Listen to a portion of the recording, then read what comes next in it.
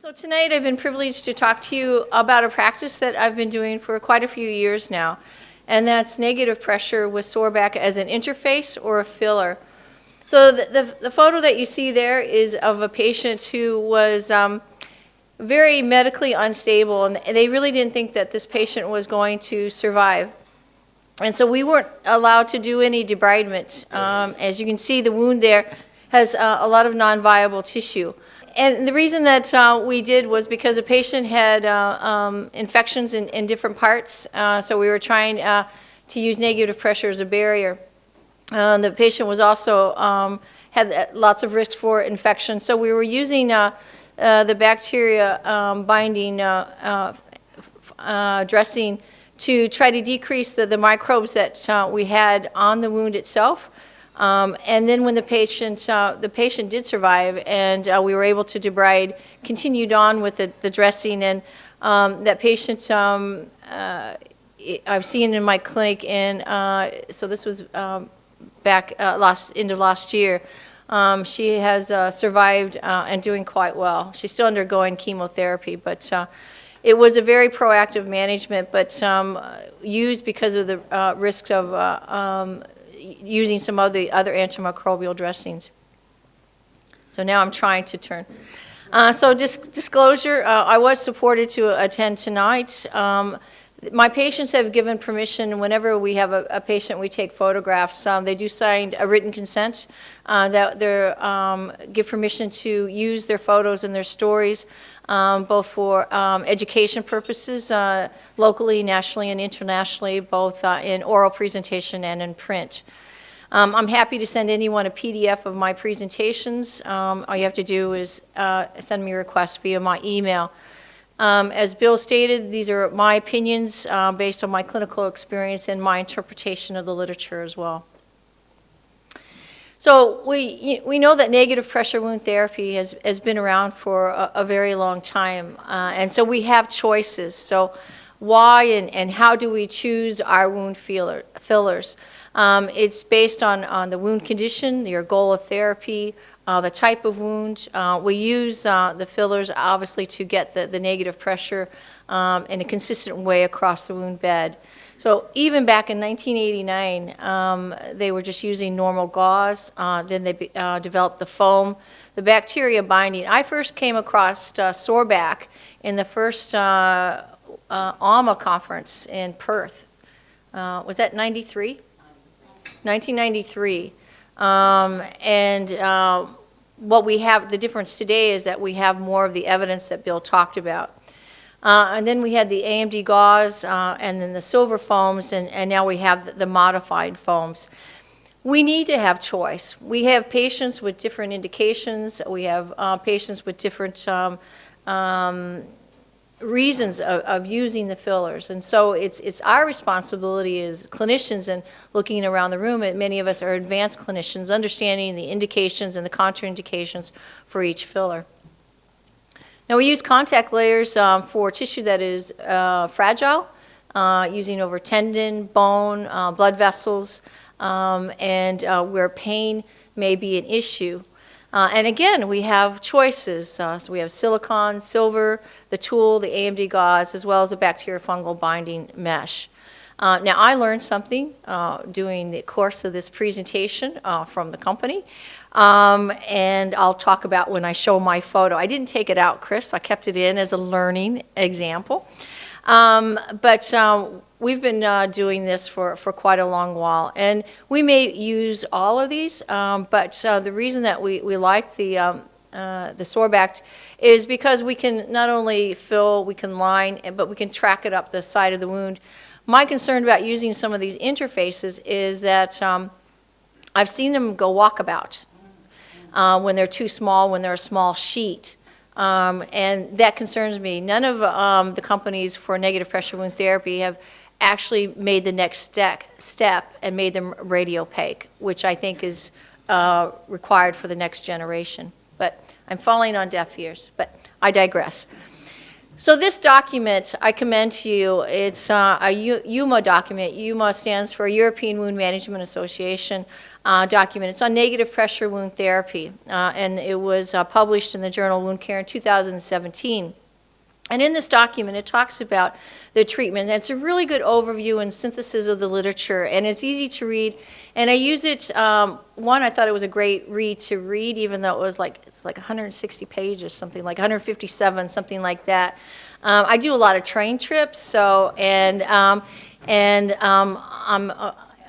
you know, most of my reading is these documents, which I find intriguing. But anyway, it talks about the levels of pressure, and for many of us who use negative pressure wound therapy, it's based on the circulation. We don't use high-level pressures on a patient with a arterial disease. We alters the level of pressure based on the type of exudate, the viscosity of it, as well as the anticipated or actual levels of exudate. The type of pressure, the intermittent or the continuous, the literature and practice will tell you that that affects the type of granulation tissue, and your fillers also affect the type of granulation tissue. And then the type of pump, and we've seen more and more variety and choices as time goes on. But what I found in this document was this quote, is that the BFBM dressing seems to be a better choice for shallow, non-contracting wounds, complex, deep cavity wounds, and for wounds where vascularization and pain are concerned. And the literature references in there validate what I've been doing for years, and that when you do have, you know, you're talking about your young patients who have robust growth, that many times that granulation tissue can embed into the dressing. And so having a layer of the bacteria binding dressing is a good way to manage that because it lifts out easily. So this is my learning slide. So I've been using the ribbon gauze, and what I was told when I sent these slides off was that it may not be the best option, that the compress, because the gauze can become too wet. Having said that, I've been using it in this application since 2013, and we still get good healing, and the dressings remove easily. This is a patient who has hidradenitis suppurativa, and so she has a lot of it was hard to know how much was infection, how much was the lesions due to the disease process, and she had a Caesar. And she had multiple infections, multiple antibiotics by the time that she came to me. And used that, and she's healing quite nicely, and it helped settle down the peri-wound tissue as well. In this slide, talking about the efficacy as an interface dressing, and so according to the literature, and the references are there for you to see, both in vitro and vivo studies that equitable transmission of the negative pressure compared to foam and gauze, so it's equal to the management of bile burden. And Rose Cooper, and I forget what year, 2012, maybe 2013, I can't remember, her study looking at the DACC as far as binding, and was shown to efficacy on not only planktonic, which Bill's talked about, but also biofilm. And so many of these wounds, I'm showing you acute wounds, but for those of you who, after debridement, use them on chronic wounds, it has that capacity as well. And then more granulation tissue than gauze, and then it eliminates, as I've talked before, about that ingrowth into the filler dressing itself. So this was my first case using Sorbact as an interface. And I know that the writing is too small for you, but when in 2013, I think it was 2014, when I let the company know that I was doing this, they helped me develop this poster.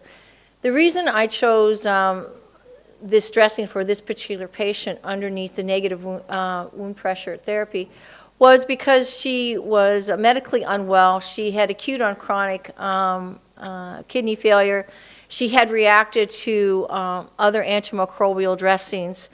And so I wanted to give her something that was safe. And I knew that there wasn't any systemic absorption with this dressing. And yet it has some of the components that I wanted from a dressing as far as the bacteria management of that. And she had a lot of pain with this. And so just showing you between August and September.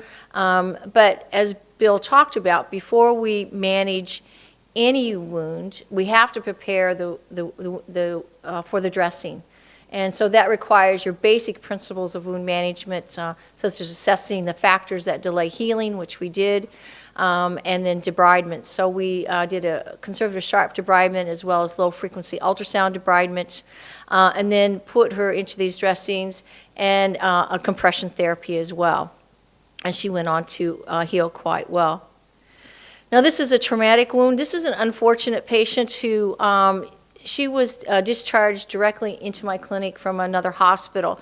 And you can see that that hematoma is sitting there. So this patient had just been discharged from 2 weeks in a hospital, having normal saline packs every day. And this is what they got as a result.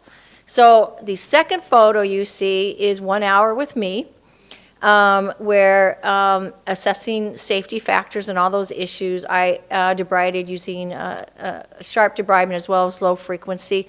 And then I put her into Sorbact and a negative pressure, put her also into some compression therapy. Used a favor card from one of my local surgeons, called up and said, this is what's happened to this poor lady. And she was readmitted back into that same hospital, but this time she had proactive management. This was on a Wednesday. On Friday, she had a skin graft, and she went on to heal quite well. So it's providing holistic care for the patient. And remember that with there are factors that delay healing, and they need to be sought out. This is a patient that I saw yesterday. He is a dairy farmer, and the first time he came in with his moon boot, I had to put on my gloves and I had to wash the boot. So he had on a conservative dressing, and he says, I've bagged my foot. And I said, I bet you have. But so I put him into negative pressure and wanted to use the Sorbact on him as well. Now this, the photo you see on top, he says it's coming, it's healing, but you push on it, it was a gelatinous mass, so I debrided, and that's what we got. We have exposed tendon, and he's being reviewed with the surgeon tomorrow morning. But it's a safe product, but we have to do the holistic care, so it's identifying factors that delay healing. The debridement is essential for the bacterial burden and making those edges of the wound healthy. I do a lot for protection, and then the management is for this patient was low frequency ultrasound debridement, oral antibiotics, Sorbact, the negative pressure wound therapy, compression, nutrition, and because he's going through a crisis by not being able to do what he fully liked to do, he's also agreed finally, and this is hard for the farmers out in the rural country, he's accepted a referral to counseling and support services. Thank you.